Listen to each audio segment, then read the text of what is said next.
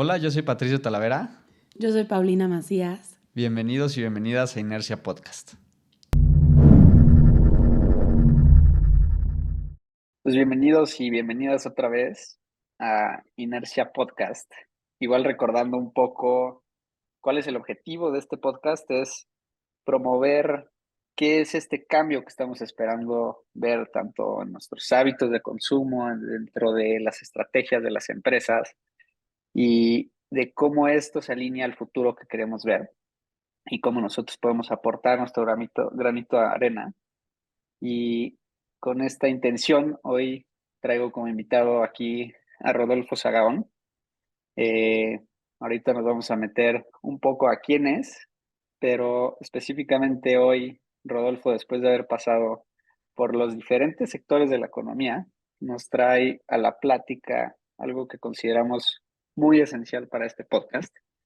Eh, entonces, antes de empezar con qué es lo que haces ahorita profesionalmente y meternos un poco a tu carrera profesional, me gustó algo que sale en tu LinkedIn, Rodolfo, y es que eres un apasionado por la sustentabilidad y la innovación social corporativa.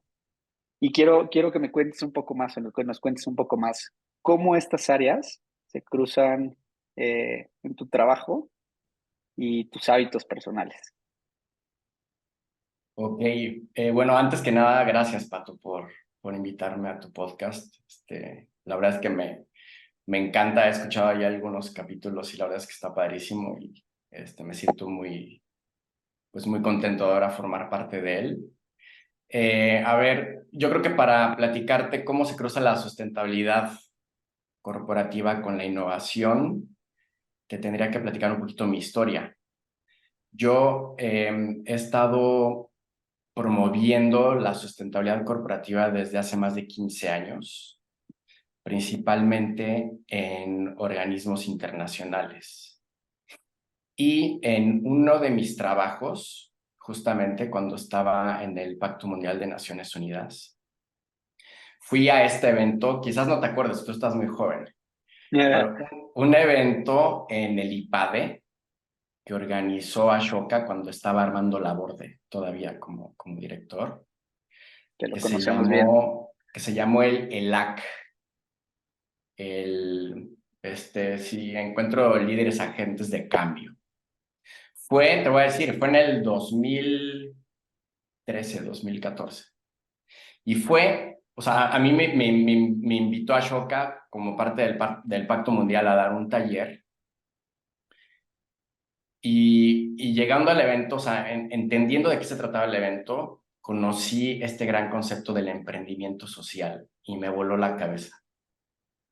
Me di cuenta que ahí había una parte que yo siempre había estado buscando en la sustentabilidad corporativa porque no había encontrado, que tenía que ver con este negocio en verdad súper puro y dedicado completamente a resolver un problema social o ambiental. Ahí fue donde me topé con este concepto y dije, wow, esto es lo máximo, me encanta, tiene todo el sentido, esto tiene o sea, que saberse más y tiene aparte que ser impulsado por los grandes corporativos, ¿no? O sea, que jamás van a llegar a ser un emprendimiento social por la misma estructura que tienen, pero que si aprenden un poco de esto que yo veía ahí en su momento, de cómo eran estas personas resolviendo problemas desde los negocios, bueno, pues el mundo será muy diferente, ¿no? Entonces, fue ahí donde cada vez me clavé más en entender de qué se trataba el emprendimiento social, al grado de que hasta me fui a estudiar emprendimiento social a San Francisco. Hice una maestría en Holt Business School en emprendimiento social ¿En qué año y fue? eso fue en el 2015, o sea, 2 años después, más o menos. Ya. Y o sea, como que siempre me hacía la misma pregunta, ¿no? Mientras estaba en la maestría. ¿Cómo le podemos hacer para que cada vez haya más corporativos aliados con emprendedores sociales, ¿no? O sea, a mí me parece que ese tipo de alianzas pues son súper ganadoras en muchos sentidos, ¿no? O sea, obviamente, o sea, los corporativos aprenden mucho de un emprendedor social, o sea, desde el enfoque que tienen, la forma en cómo resuelven los problemas, esa agilidad, ¿no? Esa intención tan pura de resolver problemas. Y los emprendedores sociales pues aprenden también de los corporativos con toda la experiencia, se pueden capitalizar mucho sus cadenas de suministro, etcétera, etcétera, etcétera, ¿no?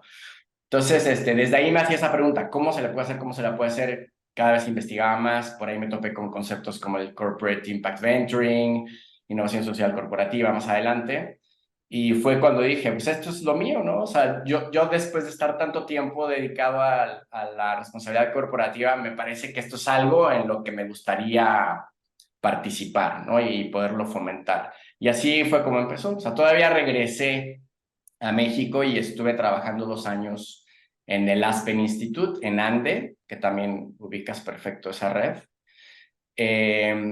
Y una de las labores que tenía personalmente era ver porque a la red de Ande, que es una red de apoyo a emprendedores, cada vez hubiera mayor participación de corporativos. Fue todo un desafío.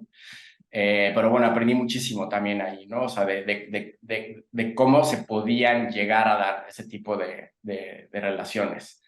Salgo de Ande y porque me di un año sabático, principalmente para estar más presente en el desarrollo de mi hijo, Baltasar, que tiene 6 años.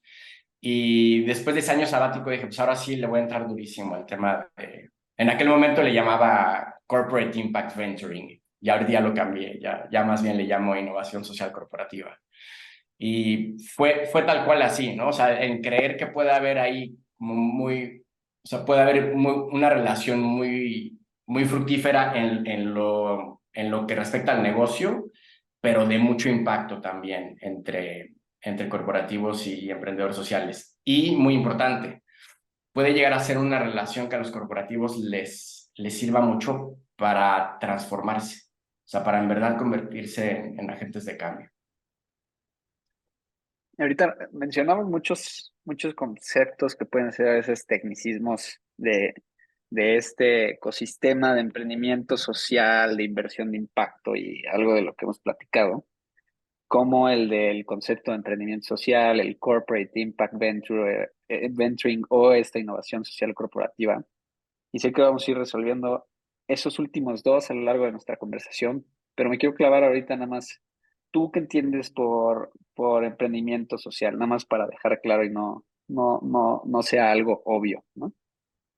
Gracias por la pregunta, porque sigue siendo muy ambiguo. Luego, platicando con amigos, me dicen, oye, es súper ambiguo esto, ¿no?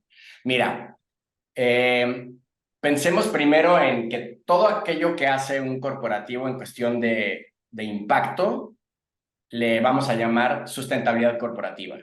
Todas las acciones que están ahí. Dentro de esas acciones, hay algunas que pueden entrar dentro de la categoría de innovación social corporativa.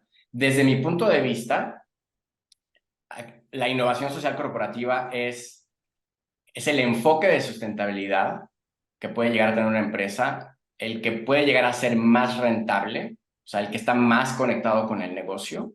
¿Por qué? Porque se trata de crear nuevas unidades de negocio, de mejorar productos o servicios e incluso de crear o atender nuevos mercados, siempre pensando en la sustentabilidad, obviamente.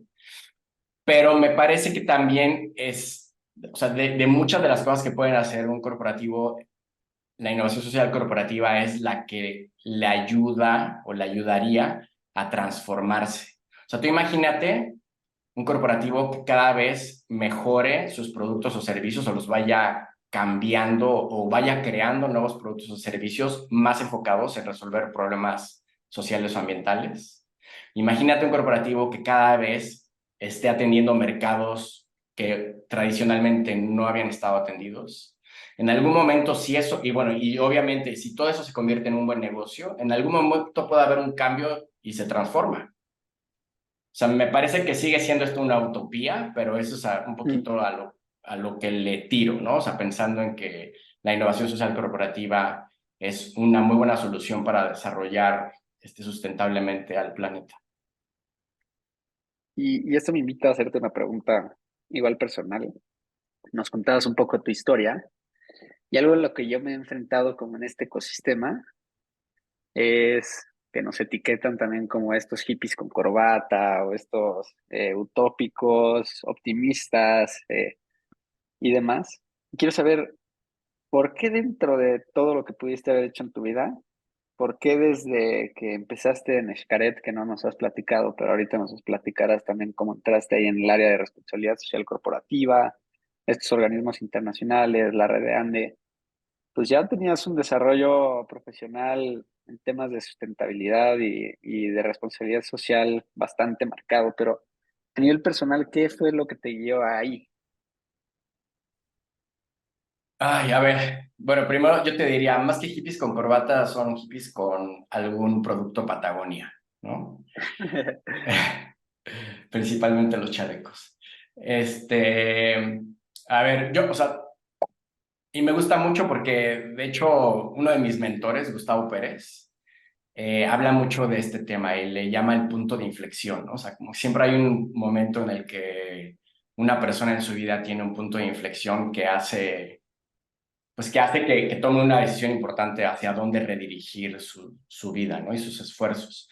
A mí me parece que el mío fue un viaje que hice por Asia, principalmente por la India, a los 21 años. Un viaje que decidí hacer solo. Y, y bueno, ya sabes, un poquito, eh, o sea, con que mi intención era encontrarme espiritualmente, ¿no? Y fue lo último que me pasó, ¿no? O sea, pero para nada, o sea, simplemente, o sea, sí hubieron cambios muy importantes, pero tuvieron que ver más con entender cómo había otras realidades, entender cómo uno al viajar solo es vulnerable y puede ser como estar más abierto a entender otras cosas. Y todo eso hizo que regresara a México y definitivamente tomar la decisión de trabajar por mejorar las condiciones de las personas y del planeta.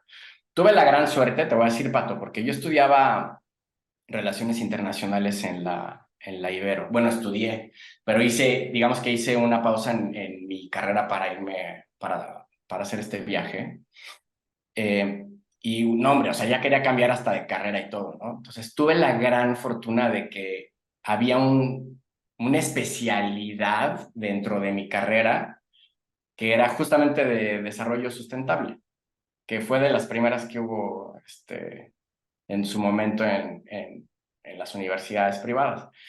Y o sea, tuve la suerte, te digo, porque entonces ya no tuve que hacer ningún cambio, o sea, nada más me seguí y me metí a ese subsistema, que era un subsistema que se llamaba algo así como Sociedad y Desarrollo Sustentable, muy, muy padre, la verdad, diseñado por el maestro, el doctor Javier Riojas,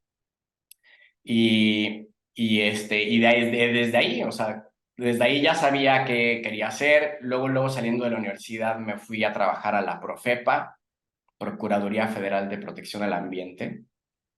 Estuve ahí como un año, más o menos. De ahí me fui a Xcaret.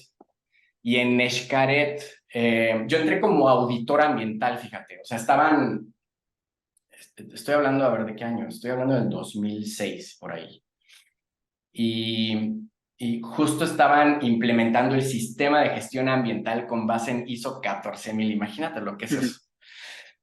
Para todos los parques del Grupo Xcaret. Y yo entré como auditor ambiental. Y ahí fue donde empecé a tener contacto pues, con todas estas normativas de sustentabilidad, con el concepto de responsabilidad social empresarial, que era relativamente nuevo, y me encantó, ¿no? O sea, como que me di cuenta de que si había alguna entidad que si la transformabas podía ser de mucho beneficio para la sociedad, pues eran las empresas. Y de ahí me seguí, ¿no? O sea, después entré al Pacto Mundial, eh, después, bueno, hice la maestría, que ya te platicé un poquito, Ande, y así me he seguido, ¿no? Y yo feliz de la vida de seguir en estos temas. Ahorita que decías lo de tu viaje, me identifico porque yo también hice algo similar. Creo que, creo que todas las personas en algún punto de la vida, y seguro en varios, ¿no? No creo que sea un solo punto de inflexión que te haga replantearte quién eres y hacia dónde vas, pero a mí me mueve también eso que dices, porque no es que te vas y te encuentras, sino que realmente tienes que estar en la oscuridad para empezar a ver la luz, ¿no? Entonces, me llamó la atención porque mi despertar, así me gusta llamarlo, hacia este sector también fue muy similar. Y Sí. lo ¿Y último sabes que, qué? Bueno, perdóname, vas. no, adelante. No, es que o sea, ahora que mencionas esto de que uno tiene más de un punto de inflexión, coincido totalmente contigo. O sea, Y, y, y, debería uno tener más de uno, ¿no? y creo que ahí ya ahorita para arrancarnos ahora sí como con esa propuesta de valor que hoy traes y las ideas. Mi última pregunta es, ¿cómo influye eh, tener a un hijo con estas ideas de sustentabilidad y esta utopía que nosotros tenemos, ¿no? Porque al final nos dedicamos apasionadamente a esto porque queremos ver un mejor mañana, ¿no? No nada más porque las temáticas es muy buena, pero ¿cómo ha influido esto de ser papá en tu desarrollo profesional? Oye, pues hablando de puntos de inflexión, ¿no, Pato? Nuevamente. O sea, Me lo otro punto de imaginé. inflexión en mi vida fue totalmente cuando nació mi hijo. ¿Cómo influye? Híjole, en todo. O sea, yo te diría, el cliché, le quiero dejar a mi hijo un mundo mejor, sí, claro, pero hay cosas más profundas. Desde, o sea, desde la forma en cómo te tienes que organizar, o sea, cómo tienes que dedicar, o sea, cómo tienes que dividir tu tiempo, tu energía, cómo, cómo se te abre un poquito como esa sensibilidad a tratar de ver y sentir por alguien más. O sea, me parece que son regalos que te da un hijo que en este sector te sirve mucho. O sea, el poder tener ese poder de ser más empático, de poder pensar no nada más por ti, ¿no? O sea, me parece que esos son regalos que puede uno capitalizar mucho. Eh, la otra es, o sea, o sea, como todo lo, como a ver, ¿cómo puedo decirlo? Sí, como los hábitos que tienes que formar en un hijo a través de los hábitos que hay en tu casa. Este, Muchas veces decimos, híjole, esto va en el bote reciclado, pero pues ahorita se me olvidó poner la bolsa de reciclado, no importa, lo he hecho en el otro, ¿no? O sea, díganme si no les ha, o sea, quien me diga que no lo ha hecho, así que aviente, que tire la primera piedra. Entonces, esas cosas es más difícil de hacerlas cuando tienes ahí un niño de 5 o 6 años viéndote, ¿sabes? Entonces me parece que también, o sea, el ser como muy, muy claro y mucho más estricto con los hábitos positivos que quieres dejar en una persona para el futuro, me parece que es algo que también me ha ayudado mucho, ¿no? O sea, porque termina siendo muy congruente porque todo el tiempo eres congruente, o sea, no eres congruente del Zoom hacia afuera o de las reuniones de trabajo hacia afuera nada más, o sea, eres congruente en todo momento. Qué bueno que dijiste la palabra congruencia porque la tenía en la punta de la lengua. Siempre que se habla de esto, incluso pasa en el ecosistema en el que nosotros nos desenvolvemos, ¿no? Pero la falta de congruencia es un aspecto súper red flag o que llama mucho la atención. Lo mismo que un green flag, la total congruencia, ¿no? Y ahorita que la hablabas de enseñanza y hábitos, sé que por ahí en tu año sabático de paternidad, que además muy también admirable tomarte ese tiempo, porque creo que no muchas personas lo hacen y de verdad frenar y darle importancia a ese balance de vida, pero hablabas de enseñanza y sé que por ahí diste clases en esta temática, ¿no? ¿Cómo compartías tú con tus alumnos los temas de sustentabilidad o qué era el mensaje principal que querías dejar con ellos? Sí, o sea, bueno, llevo 2 años dando clases en la Universidad Iberoamericana. Y la verdad es que ha sido una experiencia increíble. O sea, descubrí ahí, como dicen los japoneses, descubrí mi ikigai. O sea, si hay algo que me encantaría hacer por el resto de mi vida, sería ser profesor. Y, o sea, respondiendo a tu pregunta, o sea, ¿cómo veo estos temas y cómo los promuevo en las clases? Pues fíjate que ha sido más fácil hablar con gente joven que con los empresarios con los que he tenido que hablar a lo largo de muchos años promoviendo la responsabilidad corporativa. Porque ya, o sea, la verdad, siento que sí traen otra educación, siento que les ha tocado también un mundo muy distinto, o sea, tienen mayor claridad en qué es lo que ya no debemos hacer en cuestión social y ambiental, y también la han visto más difícil, ¿no? O sea, me parece que ya estas generaciones son generaciones en donde sí están viendo los rezagos de un mal manejo económico, social y ambiental, y lo están sufriendo muchísimo más que lo que nos pasó a los que tenemos 40 años o más. El gran desafío aquí ha sido no ser, no enseñarles lo mismo que yo aprendí, ¿sabes? O sea, sí, o sea, me parece en especial, por ejemplo, en los temas de sustentabilidad corporativa, que el tema ha avanzado súper rápido. Cada vez hay más información, hay más tendencias, hay más iniciativas, yo diría hasta más de las que necesitamos. Entonces, el desafío para mí es sí tratar de expresar eso que aprendí a lo largo del tiempo que que llevo trabajando en esto, pero también hacerles ver que nos falta mucho por entender y que saliendo de la universidad o terminando esa clase, es muy probable que en un año mucho de lo que ahí se discuta y se aprenda va a cambiar, va a evolucionar. Me parece que es uno de los grandes desafíos. Y es uno de los puntos clave para la promoción de este tipo de consumo, ¿no? Y de este tipo de prácticas, ahorita nos contarás más, pero las nuevas generaciones traemos otro mindset más preocupado, justo como dices, y más consciente, porque también tenemos más acceso a la información, ¿no? Pero para no desviarnos con la plática, eh, hay algo, ahorita sé que estás como con todo una estrategia de posicionamiento de tu marca personal, que me encanta, de hecho, lo que publicas y ¿Cómo lo que crees? ¿Se escribes. nota? Y quien no conozca a Robo, vaya y sígalo en LinkedIn. Está publicando grandes cosas de esta temática. Y píquenle a la campanita, por favor. Y algo de lo que hablan son los tres enfoques de la sustentabilidad para ti, ¿no? Platícanos qué son estos tres enfoques, y con qué ejemplo podría quedarnos más claro a qué te refieres con cada uno de ellos.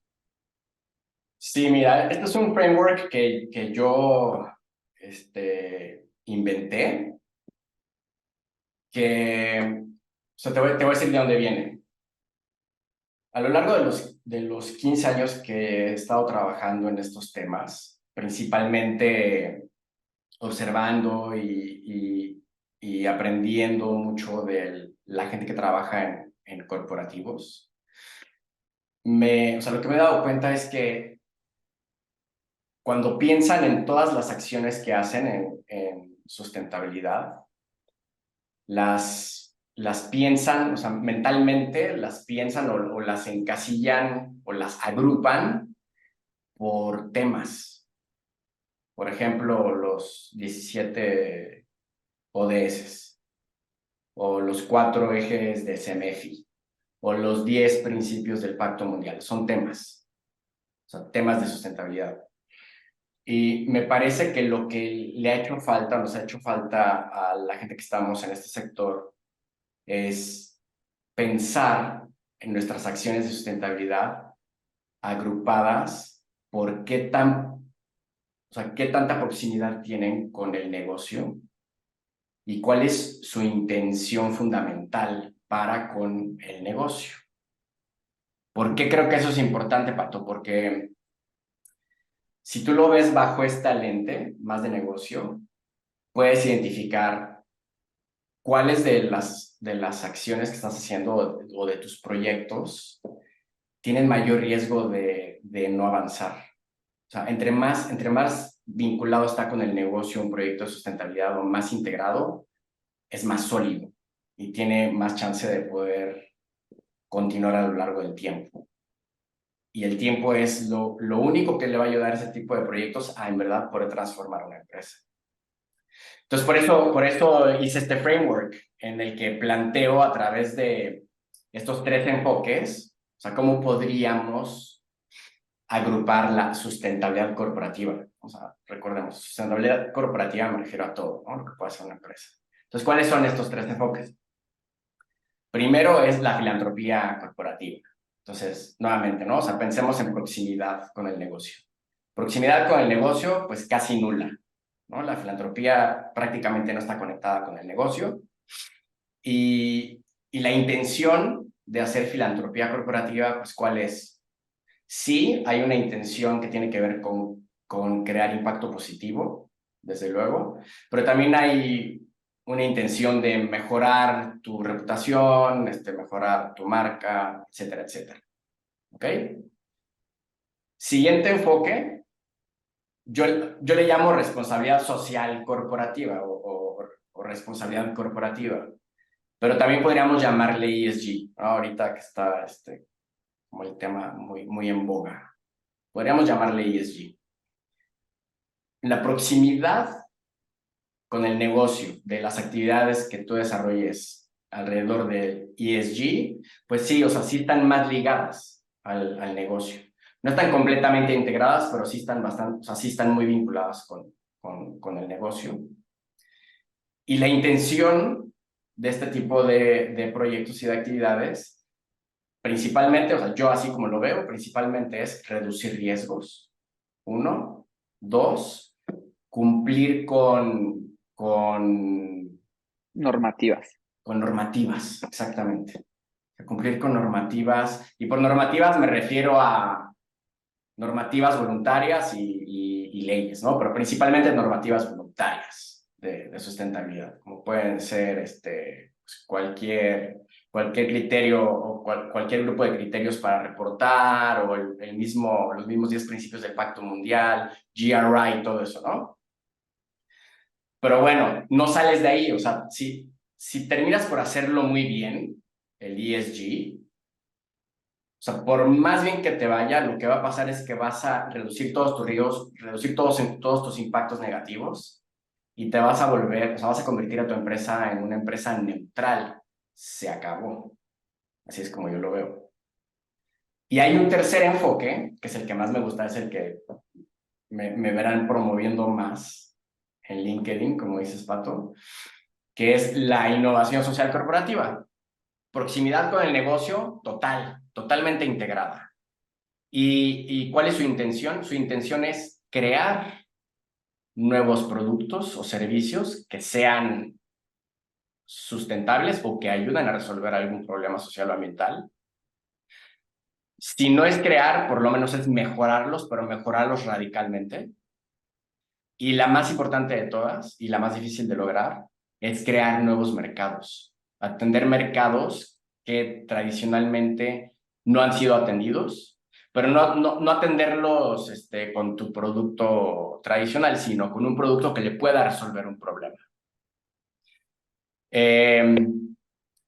O sea, lo que yo creo es que de desarrollar muy bien un proyecto o varios proyectos de innovación social corporativa, tú estás acelerando el proceso para transformar a tu empresa.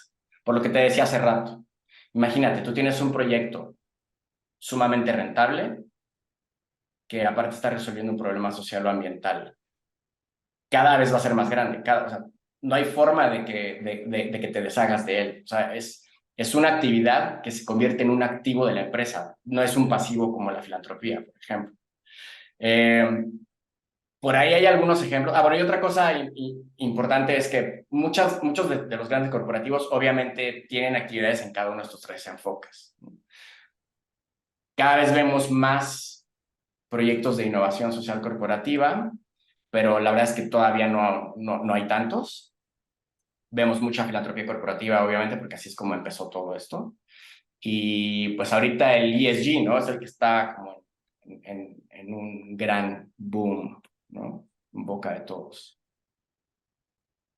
Y no sé si quieres contarnos un ejemplo para dar claridad. Y decías que también hay ciertas empresas que hacen las tres al mismo tiempo, ¿no? Pero no sé si si nos quieras contar de alguna empresa que haga los tres Sí, o de... bueno, tú ya te lo sabes, me encanta hablar de Patagonia.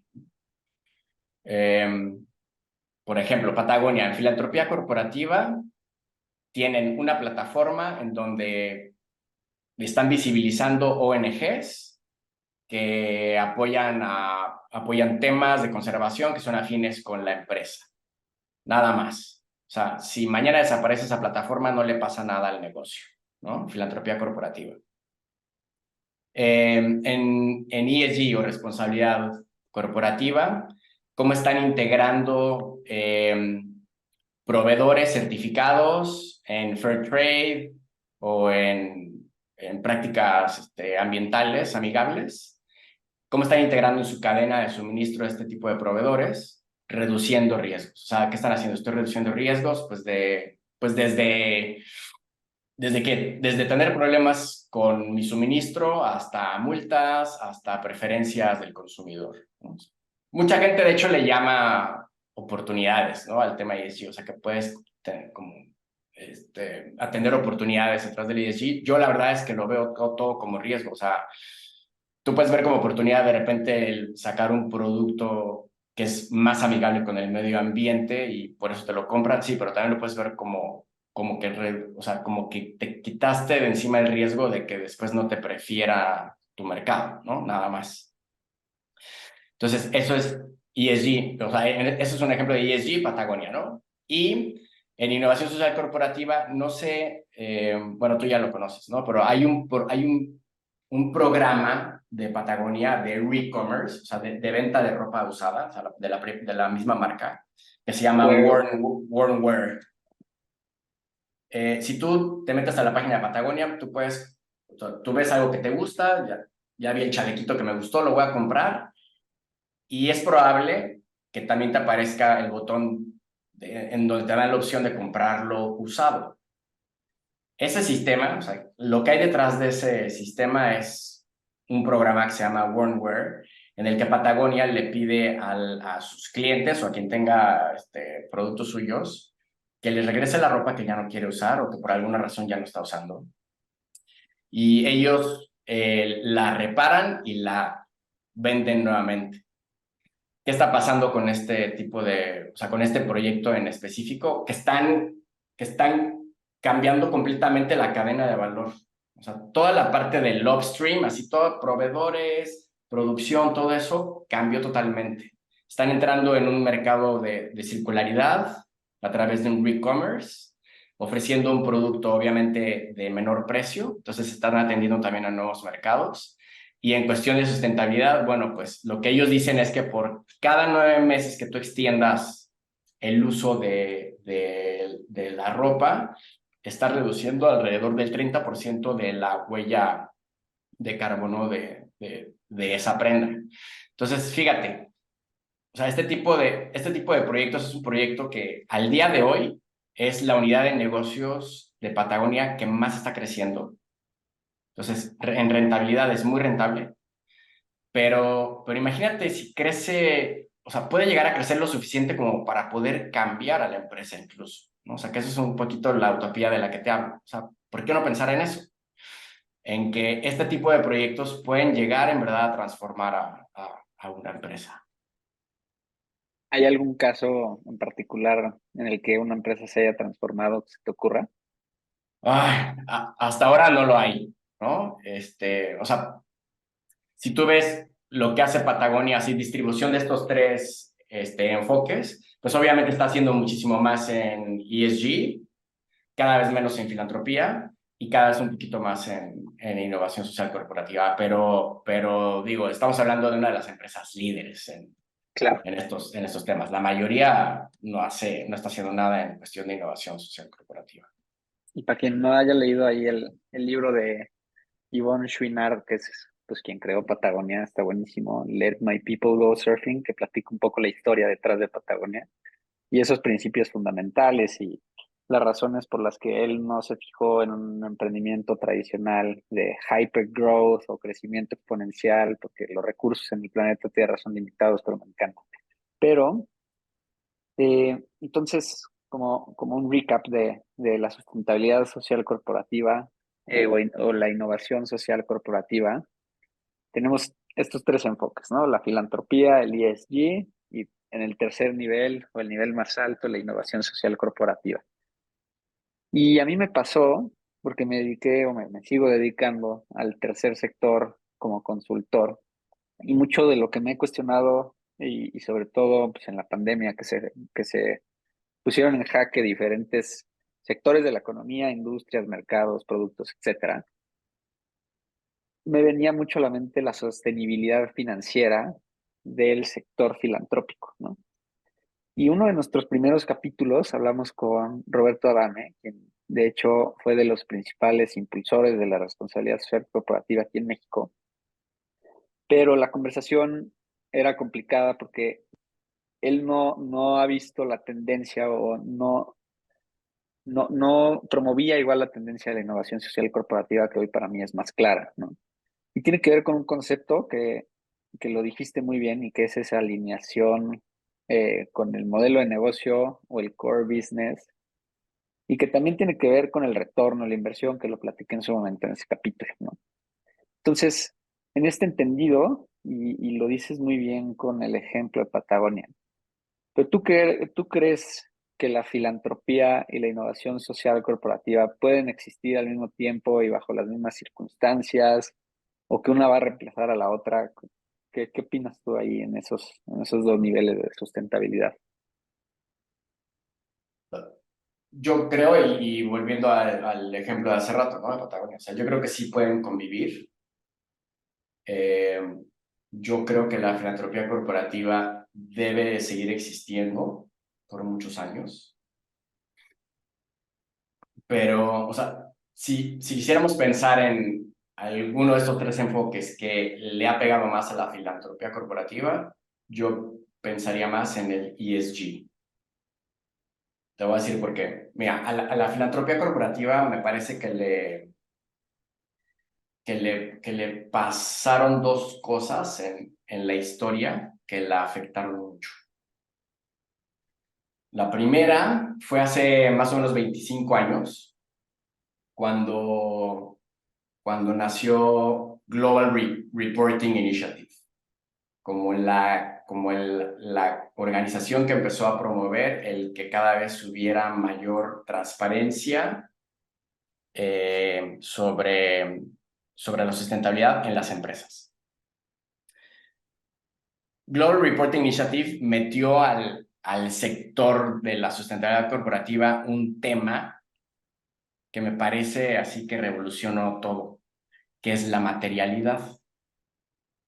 La materialidad, para quienes no lo sepan, es cuando una empresa empieza a decidir o empieza a pensar así: ¿cuáles de todos los asuntos sociales y ambientales quiero atender? O sea, imagínate la gama de problemas, la gama de asuntos que hay, ¿no? Nada más 17 ODS. Cuando empieza a pensar una empresa, ¿cuáles de estos asuntos quiero resolver? Entonces la materialidad te ayuda a responder eso. ¿Cómo? Piensa, ¿quiénes son tus grupos de interés? ¿Cuáles de estos son los más importantes? ¿Y cuáles son los temas que le importan? Y piensa también cuáles son los temas que a tu empresa como negocio le conviene atender. En donde se crucen estos temas, o sea, tanto los de tus grupos de interés como los que a tu empresa le conviene, esos temas, esos son los asuntos materiales o asuntos más relevantes. Esos son los asuntos que estratégicamente te conviene atender en cuestión de responsabilidad corporativa.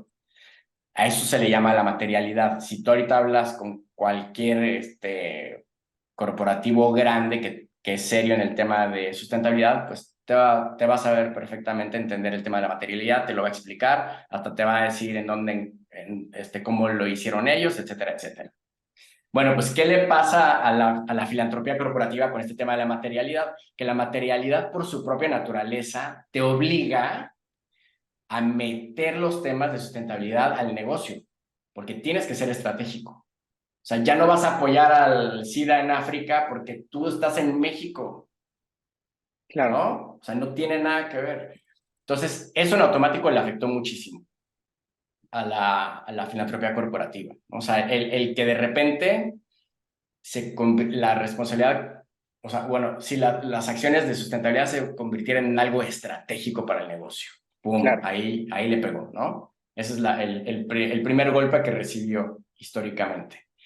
Y el segundo golpe que recibió fue con el nacimiento del emprendimiento social, Pato, sector en el que Y la, tú estás involucradísimo. y la inversión de impacto, claro. Sí. ¿Por qué?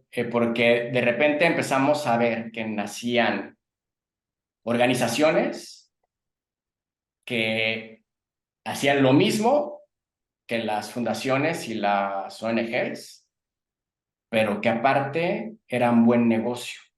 Imagínate, Claro. imagínate lo que eso significó. No sé si has visto, Yunus tiene una frase muy padre que me parece que describe muy bien lo que te quiero explicar. Dice que si tú pones $1 en la filantropía o en la caridad, ese dólar solo lo vas a usar una vez.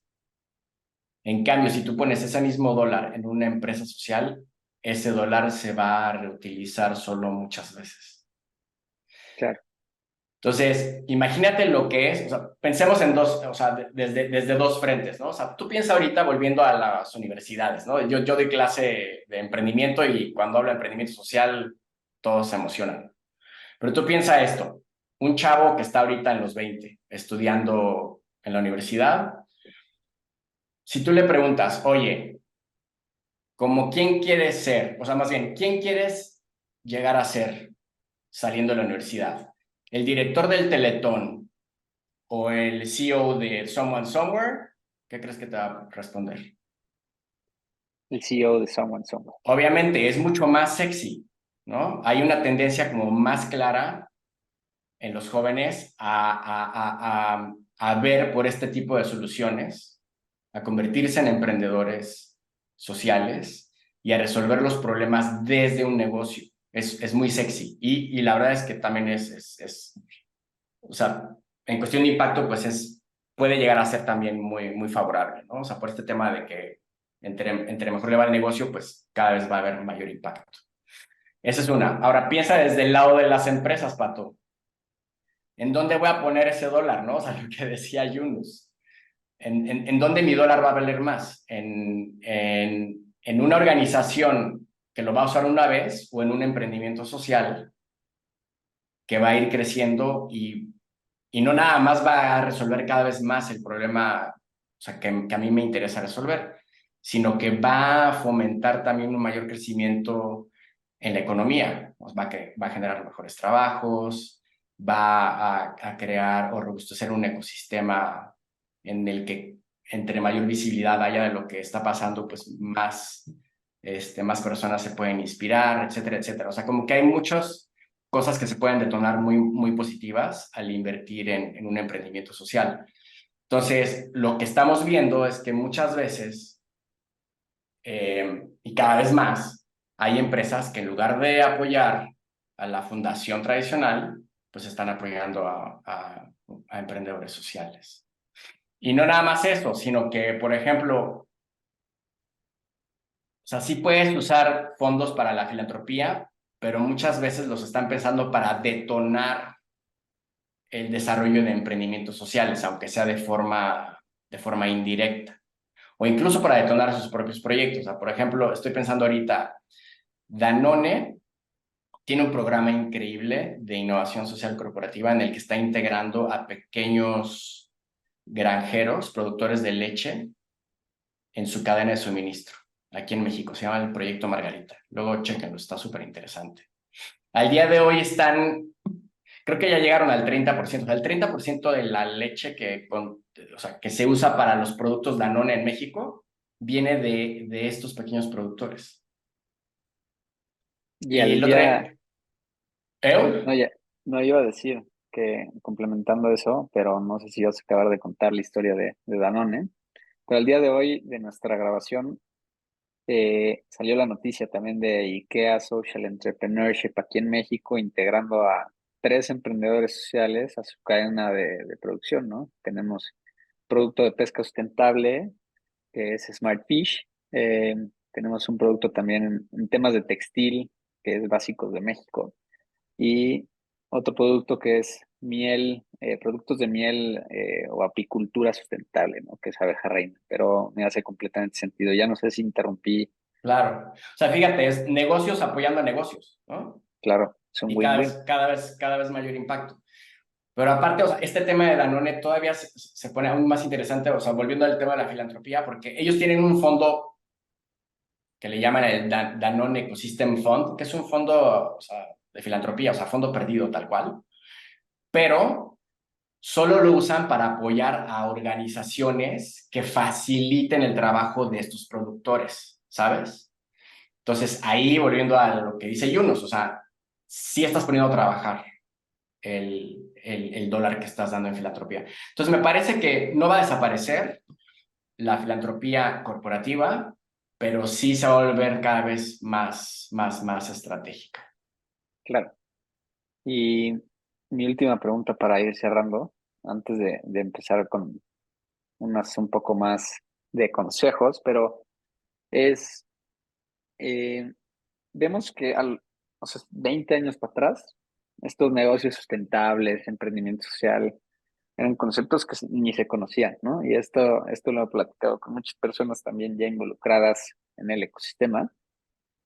Y de estas tendencias que estamos viendo también de corporativos grandes entrándole al quite, eh, ¿cómo te imaginas tú la siguiente década, o sea, los siguientes 10 años, de cómo va a ser el futuro de esta sustentabilidad o la innovación social? O sea, ¿qué tendencias o desarrollos son los que te emocionan más o los que le tienes más fe? Mira, o sea, lo primero que me encantaría ver es que fuera algo más común, ¿no? O sea, que no fueran los mismos de siempre haciendo innovación social corporativa, sino que fuera una práctica muchísimo más normalizada en las empresas, ¿no? Y en un gran número de empresas. Eso será lo primero. Y lo segundo, pues esto que hablábamos hace rato, o sea, poder verlo, no nos va a tocar, Pato, pero poder ver cómo una empresa en verdad se puede llegar a transformar a través de la innovación social corporativa. No sé si sepas, el otro día hablaba con alguien de Philip Morris, pero Philip Morris está cambiando completamente su giro hacia, hacia como farma e investigación médica y así. Algo así, pero bueno, ahí termina siendo una empresa tradicional a final de cuentas, ¿no? Pero algo parecido, pero que sí, en donde sí se llegan a convertir en un emprendimiento social grandote. Ese sería mi sueño.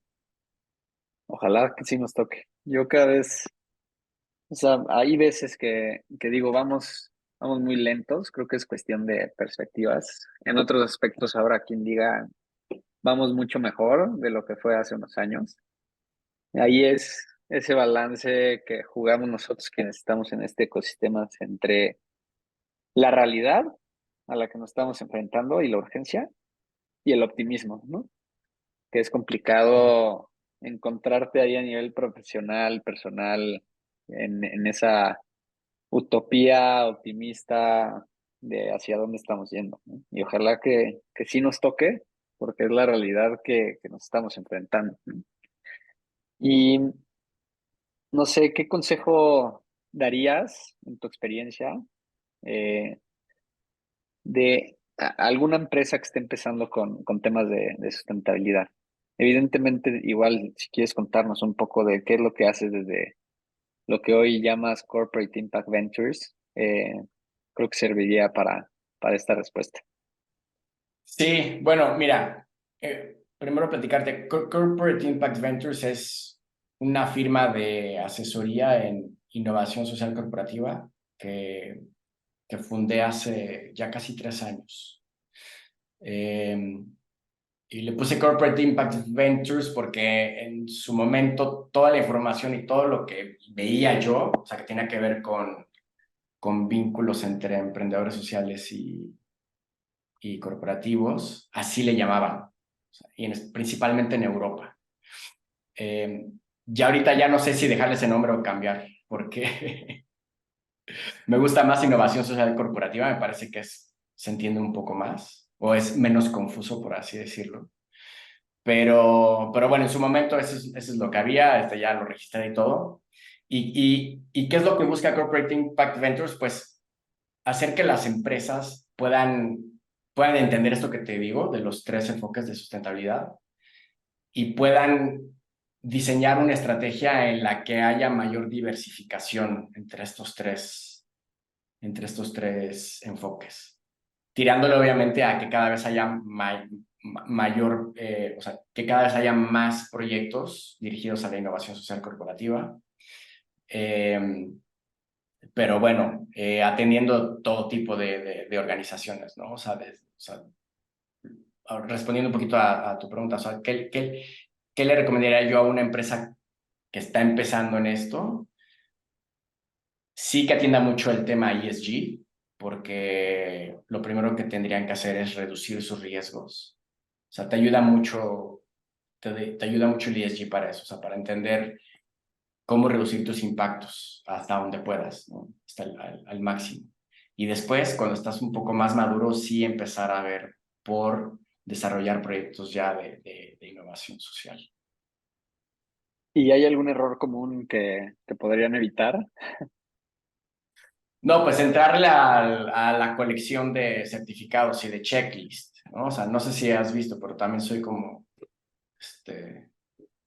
eh, soy muy crítico de eso. Lo vi por muchos años. Y es que sale un nuevo sello y ya todos lo quieren tener, ¿no? Entonces, o sea, humanizar un poco más la estrategia de las empresas y ver qué es lo que en verdad necesitan. Créanme que, o sea, no necesitan más que una gran iniciativa, o sea, estar ligados a una gran iniciativa como puede ser el Pacto Mundial de Naciones Unidas, estar ligados a una iniciativa de reporting seria, que puede ser el Global Reporting Initiative, por ejemplo, o el mismo B Corp, también podría ser. Y estar ligado a iniciativas ya muy puntuales de lo que hacen, ¿no? O sea, si estoy en tema de agricultura, pues agricultura, pesca, dependiendo, ¿no? O sea, ya hay para todo, hay de todos, ¿no? O sea, con atender esas 3 o con participar en estos 3 tipos de iniciativas ya es más que suficiente, me parece, como para empezar y también para desarrollar una estrategia bastante sólida. Me encanta. Y ahora sí, por último, ¿qué consejo le darías a una persona que está considerando entrar en su desarrollo profesional a temas de sustentabilidad y de innovación social corporativa?